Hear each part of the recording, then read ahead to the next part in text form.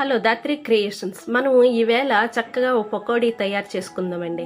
అది ఏంటంటే తమలపాకు పెసరపప్పు పకోడీ అండి. ఇది చాలా టేస్ట్గా ఉంటుందండి. సాయంకాలం పిల్లలు అల్లరి పెట్టి ఏదైనా స్నాక్ కావాలంటే బజార్ నుంచి తెచ్చుకొని ఎందుకండి ఇంట్లోనే చక్కగా రెడీ చేసుకుంటే సూపర్ స్నాక్స్ తయారవుద్దండి. మనం పెసరపప్పు ఒక చిన్న గ్లాసు టీ గ్లాసులు అయితే సరిపోద్దండి. అది నానపెట్టుకొని చక్కగా మిక్సీ చేసుకొని ఉంచుకోవాలండి.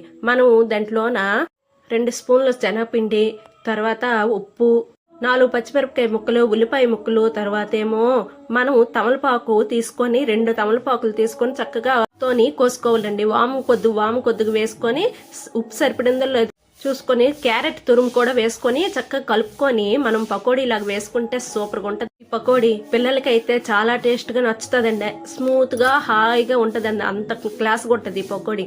ఇది మనకి ఈజీగా అయిపోద్దండి. కొద్దిగా పెసరపప్పే ఒక్క అరగంట ముందు నానపెట్టుకుంటే ఈజీగా మనకి స్నాక్ అనేది రెడీ అయిపోద్ది.